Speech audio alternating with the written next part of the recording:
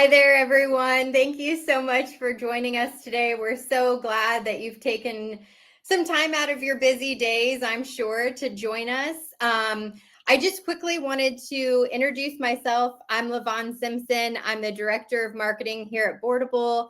I'll kind of be kicking us off today. We're scheduled for about an hour here. So we have some time together to talk strategic planning. We'll get in deep to it. But let's get started with a couple of quick housekeeping things. We will have a recording for this session. It will be emailed out immediately afterwards. So no worries there if you have to bounce early or if you want to share with your colleagues, we will have that resource available.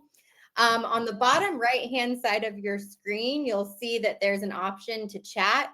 We love to encourage people to jump in there and to be able to share, your name, what organization you're with, where you're joining us from. And I always like to take it a step further too, and kind of tie in a question with our webinar topic. So, how is strategic planning feeling right now for your organization? If you can share like one word with us, whether it's energizing, overwhelming, necessary, I don't know, all the things, but share one word with us on how you're kind of feeling about strategic planning. That'll kind of help to kick off the session. The other thing I want to mention is there's a Q&A tab down in that right-hand corner as well. We ask that if you have questions, drop them in there. It's a little bit easier for us to kind of keep track of them that way. If it's easier for you to put them in chat, that's totally fine too. We will get to them. And if we don't, we can always send out follow-ups afterwards. So we'll be sure to get to those questions and make sure that you get answers there. But yeah, so obviously we're talking strategic planning today.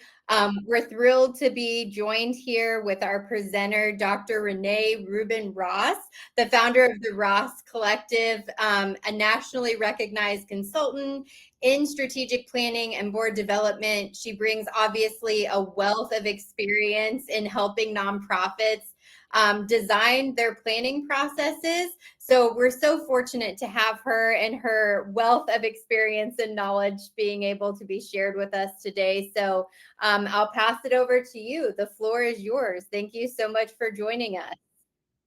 Awesome. Thank you, LaVon. And good morning, good afternoon to everyone. I will grab my screen and share it over here, but I love the emotion that I'm already seeing in the chat, everything from excited to energized to volatile. So, and I think that kind of summarizes it. People do have a lot of feelings around strategic planning. So let me grab this over here.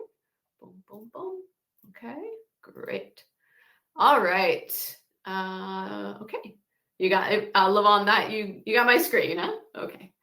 All right. So this morning we're going to be talking about some steps to inclusive strategic planning and a little bit more about us.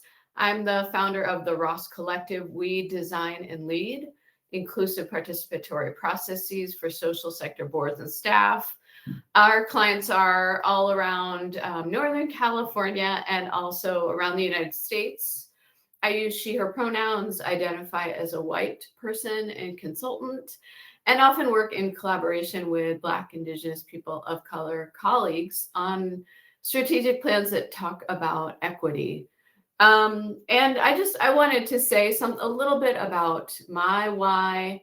I don't think I'm saying anything too shocking by saying that we're in a moment where the nonprofit sector is under attack. It's hard to get our voices heard, and these processes bring out each person's voice.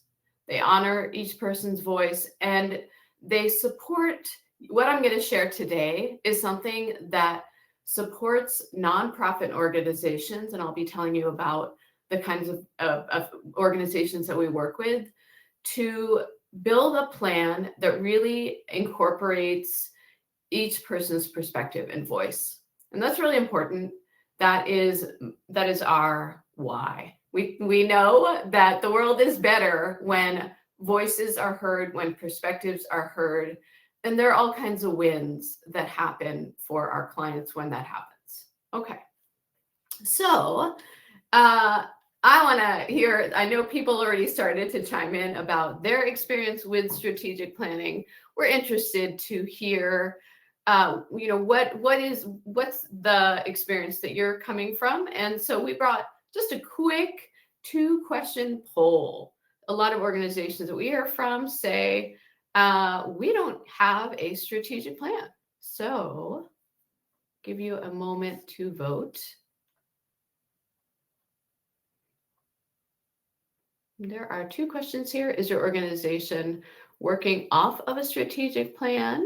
And also, why don't you have one? Why do you not? If you don't have a strategic plan, let us know why. All right. And what, Lavon, I will wait for you. Okay. Yeah, so for the question on, is your organization working off of a strategic plan? It looks like most are. There's definitely kind of a mix of people that aren't and have never had one, or it's expired. But I think there's most people can see the value in it, and it is a key part of their work. But it looks like maybe it needs to be updated or worked on. And then if they don't have a strategic plan, why don't they have one? It looks like most people, again, are working off of one. It just may need to be updated, or the last one wasn't very good. And so they're a little hesitant to work on that new one. So, and then of course, there's always there's always other priorities. And I think that's such a hard thing, is trying to circle back to that when you know it's so important, but you also have all of these other things that are like, how do I prioritize it? Yes. Oh my gosh. Okay. Yes. And that is what thank you so much. And that is what we're going to be. And thank you everybody for chiming in. I'm glad to, oh my gosh. Yes. And I noticed Audrey says in the chat, COVID derailed our past strategic plan. Audrey, you're not alone, right? I mean, you and millions of people. So for better or, well, it is what it is. It's important to come together and build a plan, and then things happen that we don't expect. And that's why actually we keep, this is not, you may have a plan, and then you may have to rethink how are we going to shift. So we'll talk a lot about that. Okay. So some outcomes, at the end of this webinar, you will be able to define strategic planning. Think about 3 considerations for doing strategic planning now, and I'll have a chart that you'll see in a moment. Identify 4 steps of strategic planning, and then also 1 or 2 next steps that you can implement within the next week to begin strategic planning. And in addition to our consulting work, I run the Cal State East Bay Nonprofit Management Certificate program. I teach strategic planning. I'm going to be teaching next week, my course next week, my online course. And all of the training that we do is very practical. This is not about the philosophy of strategic planning. This is very much about, okay, I want you to take this slide deck, and if you're interested in doing this, go take some of these questions and have a conversation with your staff and board leadership to think about what you can do next. Okay, great. So I will be sharing content that many nonprofit leaders find useful, and we'll be stopping along the way to talk, to get your comments. So I love that people are already chiming in on the chat with their emotions, with their experience, and please keep chiming in. And this is a conversation.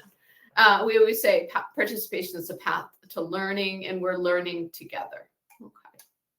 So what is strategic planning? In the simplest terms, 3 key questions that strategic planning explores.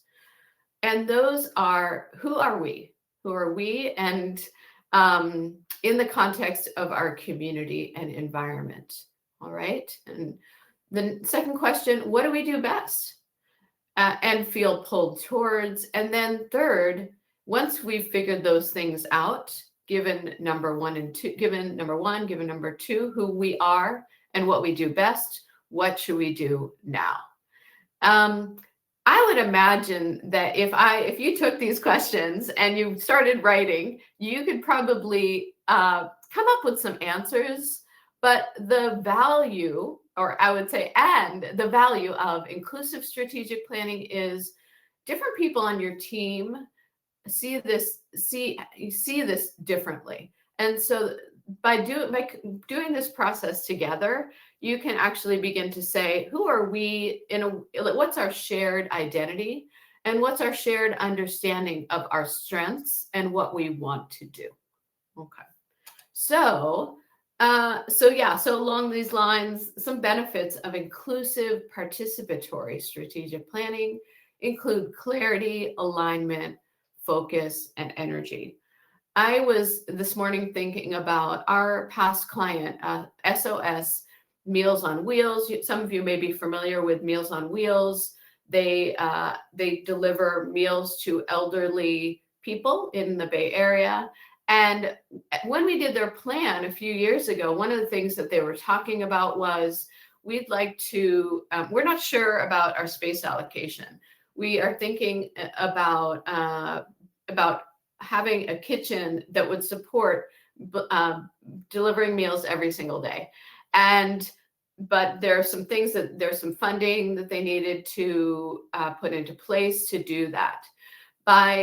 As they built their plan, they said, yes, this is something we want to do. We're going to raise the money. We're going to get grants and funding to do this.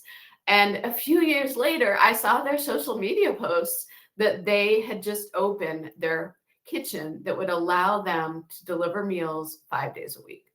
That is the kind of focus and energy that comes from creating a strategic plan. And they're able to serve their clients better, obviously.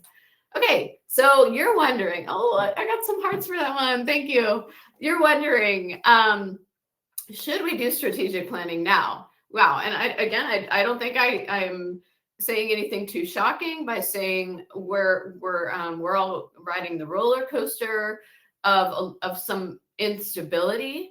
And so there's this question, is now the right time? Okay, so I'm going to talk you through this chart.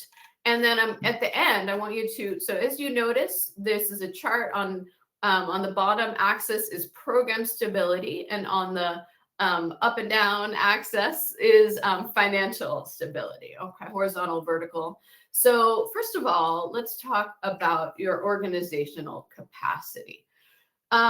You should know that it does take some time.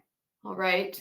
If you are going to come together and build a plan, even if it's a year plan or a 3-month plan or a 3 to 5 year plan, this is going to take you some time.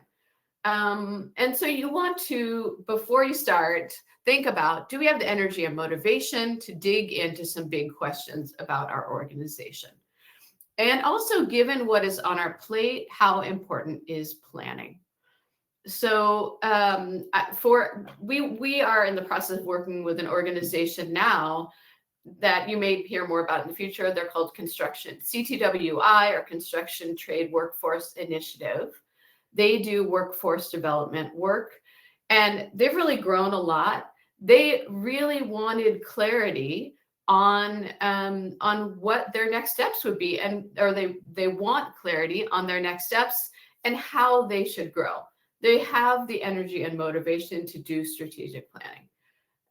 So as you think about this, do you have the energy and motivation to do strategic planning? LaVon, do you have a question? Yeah, I do. So, and you may be getting to this, but one of our participants asked, how much time should you allot for strategic planning? And then how often do you need to do it as you're kind of considering the capacity of your organization? What do you recommend there? Yeah, that's great. So thank you for the question. Some of the organizations that we work with might be, let's say, budget size 5 to 10 million, or even 1 to 10 million. And we'll build a 3 to 5 year strategic plan for them. And I'll talk about what's involved in that. But usually we say you may want to, for the leadership, they may want to devote or allocate a half a day to a day of their time while in this kind of intense phase of strategic planning, which might be 4 to 6 months. And that the reason for that is that there's some organizing, there's some communicating, there's some kind of lining things up to figure out how the strategic plan is going to work. Okay, that's my first answer. There's so much more to say about that, but I think I'll come back to that towards the end. If you have further questions, please chime in. Okay, so second of all, you want to look at your financial stability. Consider, is your organization in a place of financial stability? Do you have the financial resources to invest in strategic planning? And I am going to be talking about how to right size this depending on your time and budget. But the bottom line is you need to be in some, if you are in, we had an organization that reached out to us recently because of federal cuts. They were concerned. I don't think this ended up happening, but they were concerned that their budget was going to decrease, that they were going to lose 60% of their revenue in one fell swoop, which is really concerning. Obviously, they were not in a place to build a 3 to 5 year strategic plan. And we let them know this. We let them know that their best next step would be to build a crisis plan for the coming year. Okay. So do you have the financial resources to devote? And second of all, you want to look at your programmatic stability. If you are working on your program and you're needing to make all these programmatic changes, it may not be the time for strategic planning. Usually you want to stabilize your program so you have that kind of clarity of what's working, how you're serving the community. Not that any things are frozen, but that there is a real consistency in your program. And before you start doing strategic planning, just in terms of doing things in order. Okay. So now I'm going to go back to my chart here. And so you can see on the chart, if you don't have much program stability or financial stability, my recommendation would be to work on those parts of your organization before getting to planning.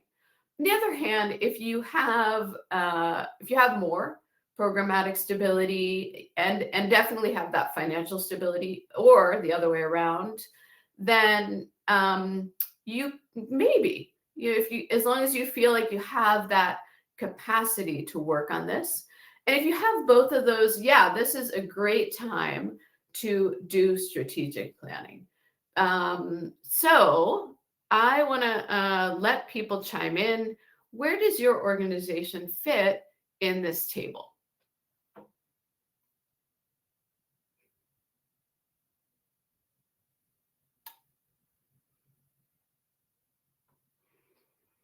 Are you no, maybe, or yes?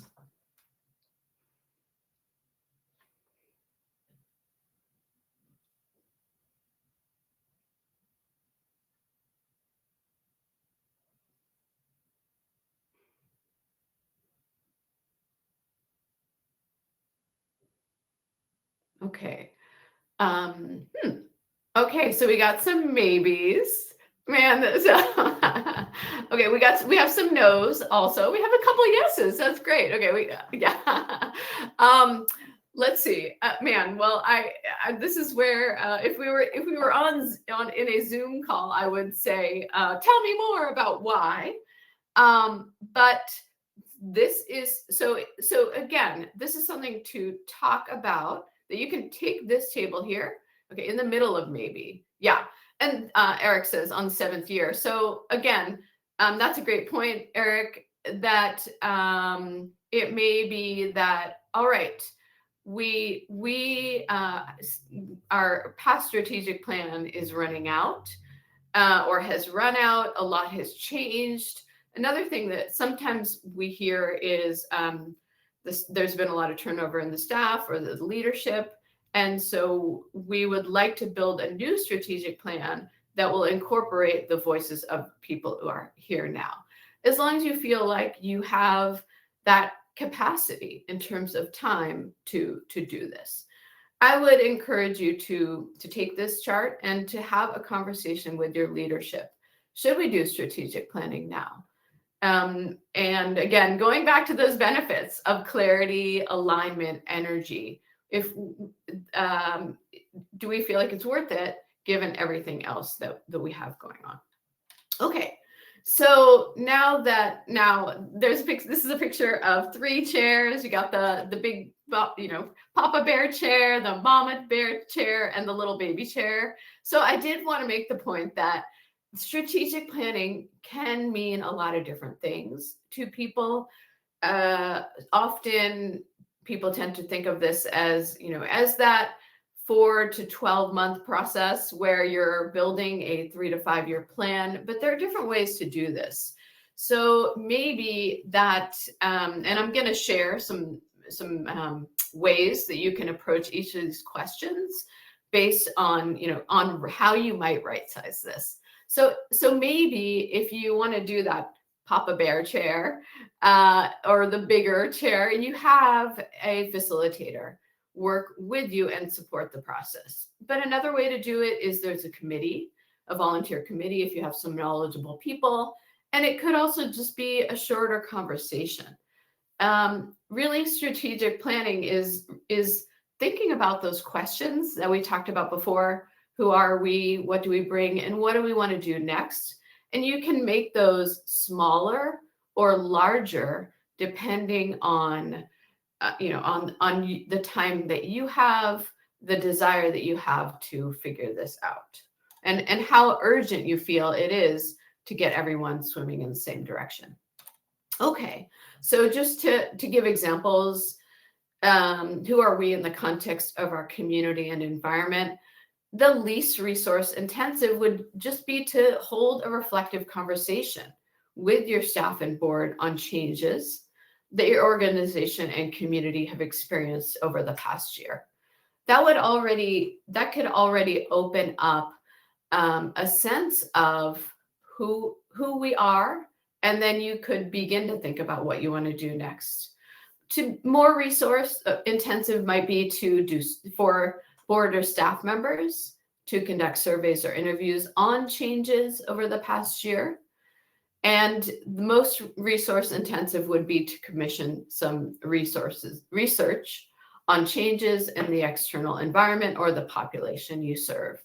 So you can see planning can mean a lot of things, and there's a lot of different ways to get to these questions. Similarly, other ways that we look at who are we in the context of our community environment, we always do a fiscal analysis, and that is looking at 3 years of the organizational budget and looking at the trends in over time. And we do that ahead of a strategic planning retreat, and it's something that we share and discuss with everyone who is participating in planning.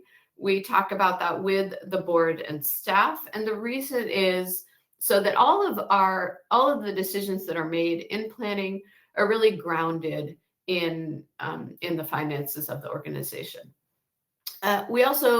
There's also a programmatic analysis. What's the story that our programs tell about our work, and a demographic analysis. Okay, and again, you can think about going back to those 3 chairs. How can you make these questions either smaller or bigger, depending on how much time and money you have to devote to planning? Okay. So what is included in a strategic plan? There are different parts, and one of them is often we start with values. values are part of that. Who are we in the context of our community and environment? I think that values are especially powerful now, or especially powerful in any time when there is a lot of change. And I think a lot about our client La Cocina. So La Cocina runs an incubator, a food business incubator for women of color, for immigrants. And in the COVID times, obviously everything shut down. They were not able to run their incubator. They started thinking about what are our values and how do we express those values even when we can't do what we can usually do. What they came up with was creating a fund to support these small businesses. And then as they came out of COVID, they were able to go back to incubating food entrepreneurs. It's a really powerful story and a way to, which shows how values can energize the team and also help to create clarity. Okay. And the next piece of building a strategic plan is that vision. So a classic vision statement is something that answers the question, what future state would the world need to be in to know that our work was complete? Okay.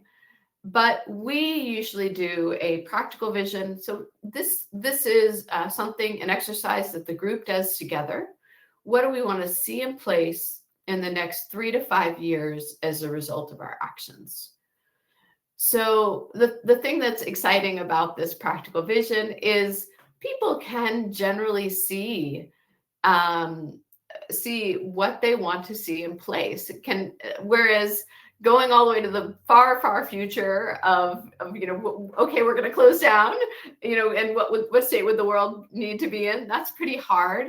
But a practical vision of what do we want to see in place in the next 3 to 5 years as a result of our actions?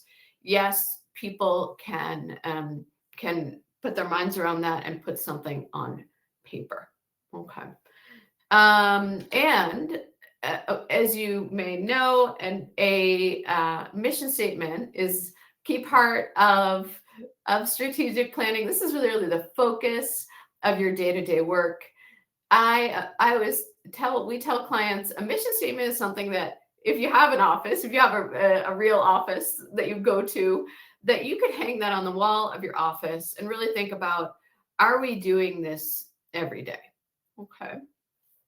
So, and then from that mission statement, you get into, from the mission and vision, you get into strategies. And strategies are those buckets of work that will move you towards your mission. Some of them may focus on program, and at least one bucket should focus on building your organization. So I think I'm going to pause here, and I want to see of everything so we've talked about, I'm going to go back to my image here. We've talked about values, mission, vision, and strategies. Of everything that we've talked about so far, do you have these pieces? Which one seems most exciting to begin to build? I have a couple of questions for you while we wait for maybe someone to type something in the chat here. But as you were talking, you mentioned change, and there's so much of it happening right now. Who do you recommend kind of owning the changes of a strategic plan? Who should be responsible for kind of revisiting that and saying, okay, we need to shift this a little bit to align with something like a COVID? And again, hopefully we're not, talking that level, but just curious what your thoughts are. Yeah, thank you so much. So yes, and by the way, I love that question came up. Something that we have done with clients, we worked with an organization recently that was on their 3rd year of their strategic plan. So what they wanted us to do a retreat with them, which we spent the day, and it was a strategic plan review and revise, redirect, I guess you could say. And what we did was we really did some reflective conversations, and we always, because this is an inclusive process. So we always say the people who are going to be doing the work are those who should be weighing in on the direction of on these different pieces. I haven't talked about goals yet, but when we get to goals, then we have the people who are going to be implementing those goals in the meeting to do the reality check, right? To talk about what do you want to be aiming towards. So for this organization, what we did was we said, okay, what's working? What have you already accomplished in your strategic plan? What do you want to focus on in the coming year? And the people who are in the room, it was this is a fairly small staff, maybe 15 people, 15 staff members and some board members as well. So yeah, I think that answers the question. Yeah, I think that's really helpful, like reminding yourself to include the people actually doing the work and make sure that you have that perspective. That's really valuable. Mm-hmm. Mm-hmm. I see this question from Travis. Do you see mission to focus on what we are focusing on or why we do it? I would say that I think I see the mission statement, and I have a ton of these on my website. There's a page called Sample Strategic Plan. Is a lot more about the what. Every day we serve meals to seniors who are at home, and we create, I don't have the exact mission statement from SOS Meals on Wheels, but and we create we decrease loneliness, we create connection by doing that. So this is really like every day, what are you doing? What are we doing? The other part of that is sometimes organizations have this thing called mission drift, right? Where funding appears for this, they apply for it. Funding appears for this, they apply for it, and all of a sudden, wait, I don't know what the connection is between all of these areas. So the part of the reason for revising a mission statement in strategic planning is to really come together in the room. We usually look at some mission statements from similar organizations and talk about that what. Okay. The why comes out a little bit more in your vision and values. So I guess that would be my response. Yeah. And Esmeralda, you're saying you're excited about building your values and vision. Great. Okay. Levon, I don't know if you have any other questions or if I should keep going here. No, go ahead. Thank you. Okay, sure. Okay. So yeah. And I appreciate everybody asking about who is participating. This is an inclusive process, and we again and again, and I guess that kind of goes to my next point, which is that we in our work talk about equity and justice, and so some of the things that we define it, that we talk about equity, people closest to the problems are weighing in on the solutions.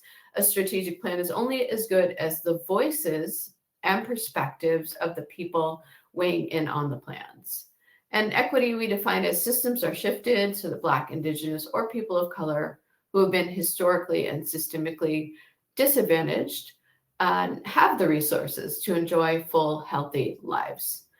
And so even questions like, are the systems inside our organizations contributing to equity, or how could they contribute to strengthen equity?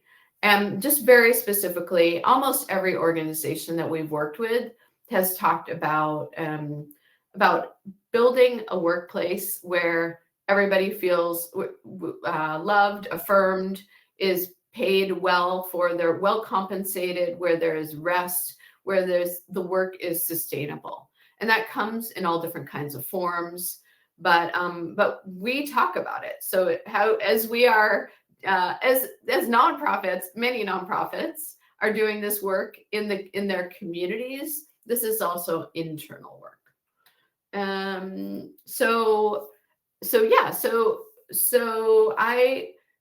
That is most of the material that I have to share in terms of what strategic planning is. I want to see what questions have come up, and I also want to see, as you think about this, is there something that you will take back in order to do strategic planning in your organization? So maybe I'll just...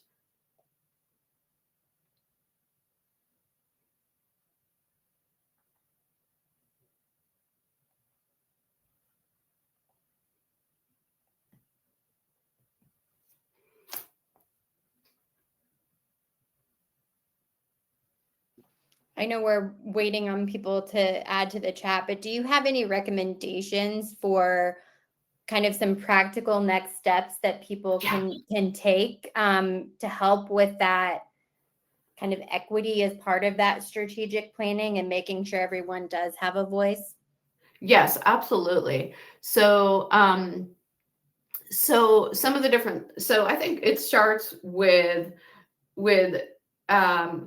who should be involved in planning, right? Mm-hmm. And how do we make sure that both that we are getting all kinds of voices in different conversations. So that is both, we usually work with the design team, or sometimes people call it the strategic planning committee. Mm-hmm. So who's on that committee in terms of shaping these agendas, but also who do we need to reach out to learn about the effectiveness of our work, and making sure that they're, people of all different backgrounds, people of different racial backgrounds, clients, as well as, and even sometimes for organizations, it may be, who are we not serving yet that we need to serve, or if we feel like we, and so is there some learning we could do about opportunities or our own areas that we need to see that we're not seeing yet. So all of this is even, I know that this is not a webinar on board work, but when I'm sure that you have talked about a board matrix where you look at the demographics of your board, and it's really the same thing, that you can look at the demographics of who is participating in planning. Mm-hmm. It's okay to say, we see that right now most of the people on our board, or most of the people who are planning, are from a similar demographic. We'd like to bring in people of more different racial backgrounds, and maybe we're not ready yet. Even maybe there's some new people who need to join our board and staff before we can do the planning, or maybe there's some outside people that we need to bring in so that we can hear some other voices. So really thinking about where do I come from, where do you come from, and what kind of mix of people do we want, so that we can build a plan that is going to be responsive to community needs. Okay. I see a lot of questions. Audrey's asking about the timing of strategic plans. It's true, in the past, strategic planning was 5 years, and most of our clients these days are building a 3-year strategic plan. And that is because of a lot of financial uncertainty, a lot of uncertainty in terms of many things happening with regard to the nonprofit sector. It feels harder to plan further out. Now, if you build a 3-year plan and you're still working on it, because people tend to come up with a lot of ideas, and so you're still working on that plan, we have seen clients say, okay, well, sometimes we accomplished everything in our plan, we're going to build a new one. Or sometimes it's, yes, the strategies we came up with still apply, and so we can extend it another year or two. And it just kind of depends. Let's see here. There was another one question that, suggestions for identifying the top 3 to 5 initiatives. So, personally, I am trained in technology of participation, facilitation, and so what we do is we have a whole structured process. We kind of brainstorm all the possibilities, sort them, and then prioritize, and prioritize into a couple of key areas.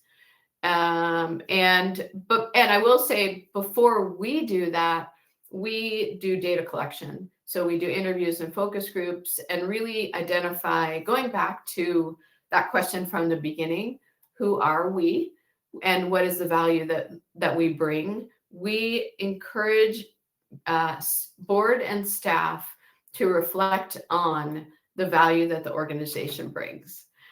I just worked on this recently with a client, and we had done 10 interviews and 4 focus groups, and we had some data about the great work they were doing that we shared back with them. The interesting thing was the executive director said, "Oh yeah, okay, well, I know all this," and just kind of went through it really, really quickly. And I had to say to her, "Okay, let's slow down because this may be really obvious to you, but it's not as obvious to everyone on the staff. Some of your staff people are new. Some of your board members are jumping in once a month or once a quarter.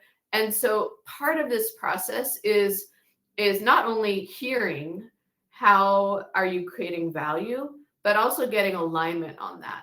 And okay, we heard this theme that your work is really amazing because it is building pathways for people into union careers who wouldn't have that opportunity.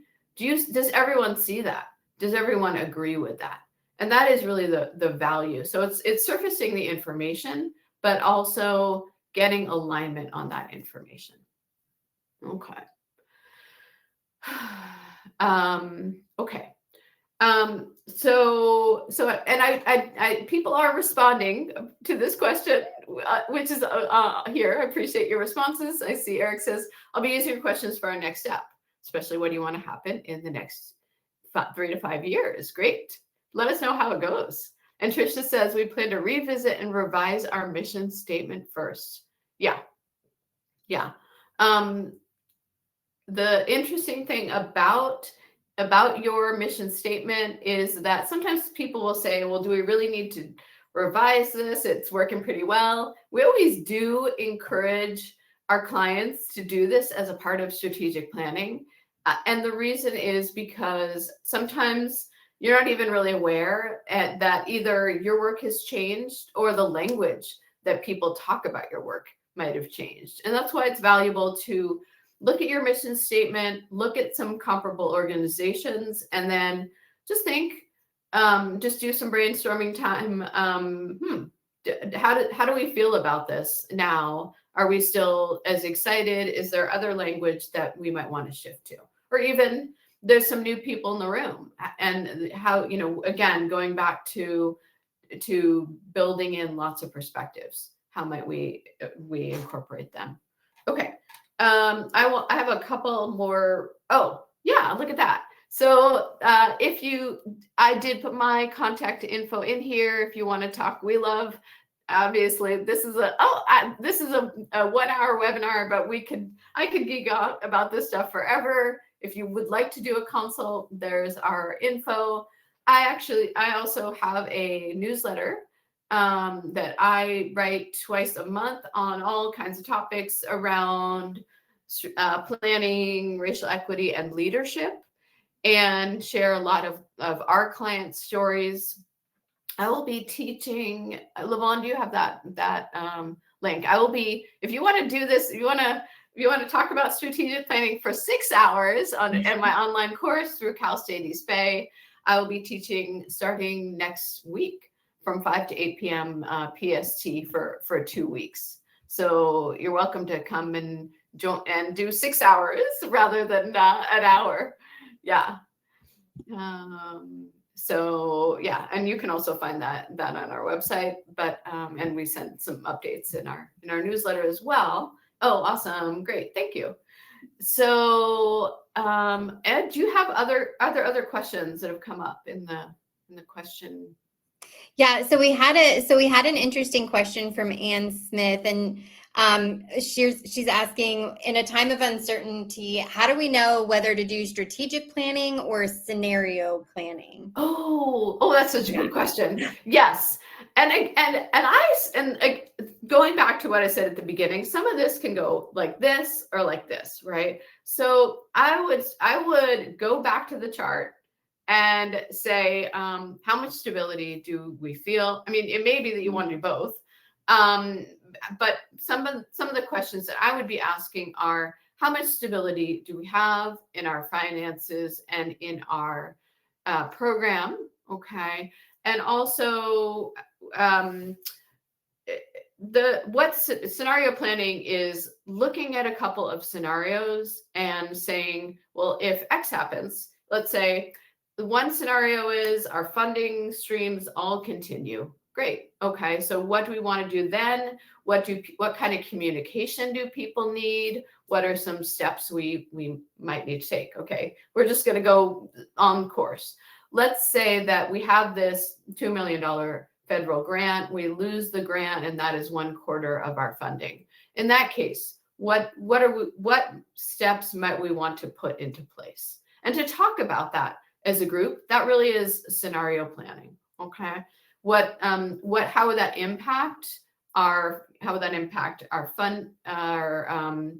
staffing? How would that impact our programs? Let's decide now what we want to do before we're in this crisis moment. And that really is scenario planning.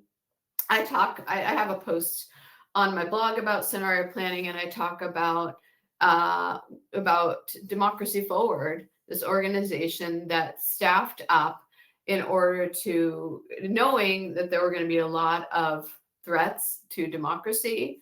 And so they didn't just wait until the inauguration. They actually staffed up to start to get ready for legal challenges. It is in very simple terms, what might happen and how do we want to get aligned. This is all about alignment, so no one is out there on their own, right? This is about how do we, board and staff, want to get aligned so that we can be strong and courageous in any kind of challenges that come up. So those are the kinds of questions that I would be asking and thinking about whether to do scenario planning or strategic planning. And again, that's why you could be doing both, but it's really what you're trying to figure out and learn. Great question. Yeah, this has been great. I know Travis also kind of mentioned, even if you feel like you have the right people in the room for planning, how do you make sure that one or two people aren't dominating that conversation? How do you ensure that you actually are getting the participation of those folks? Yeah, it's funny because I personally am a facilitator, have used a lot of facilitation techniques, including let's see, just off the top of my head, it might be, okay, we're gonna go around, everybody's gonna have 30 seconds to chime in, right? We have 20 minutes to talk about this. We have 20 minutes to talk about this. Ways to structure the conversation so that one person doesn't dominate.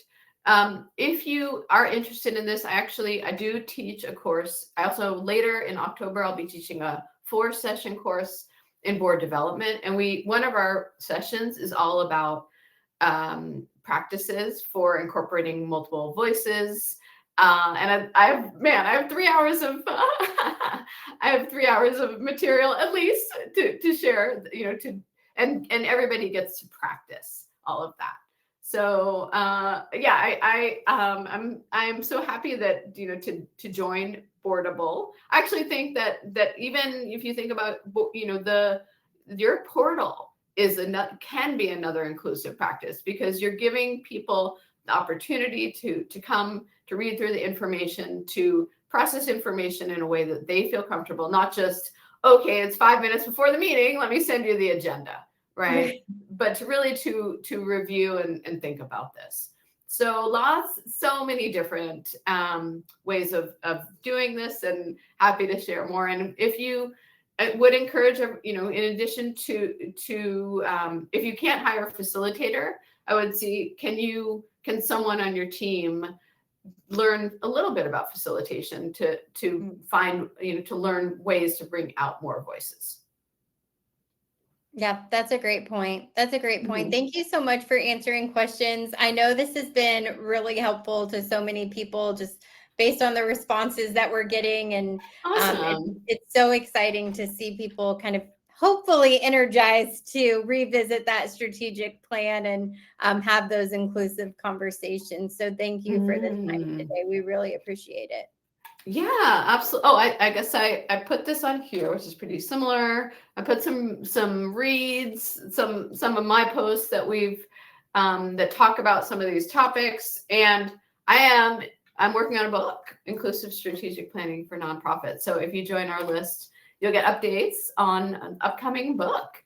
And I know you have, Lavon, I know you have some announcements as well. Yeah, that's awesome. So yes, I added your link to LinkedIn in the chat. Be sure to follow so that you get all of those updates. Make sure to join their newsletter list as well. From the Boardable side, we do have another upcoming webinar, 6 things that you should do to get your board ready for a capital campaign. So if you're thinking about doing a campaign, or you have one on the books and you're like, how do I make this successful? Be sure to join that. We have our next nonprofit expert office hours in September, which is kind of a smaller, more engaged group where we, turn on your mics and allow you to ask those pressing questions to our expert of the month so that you can get that real-time practical advice. So be on the lookout for that. And then we have released a new ebook as well about modern governance and how that can steer so many things in your organization, from strategy to fundraising to impact. So definitely aligns with some of the topic that we talked about today. So make sure you visit the Boardable website and download that resource if that would be helpful to you. But then as a reminder, you will get an email right after this with the recording. And then, yes, we will make sure to drop those links into the chat here as well. Okay. Thank you guys so much for joining. We appreciate you. Awesome. Thank you, Lavon. And thank you everyone for joining the conversation. Great to talk about this.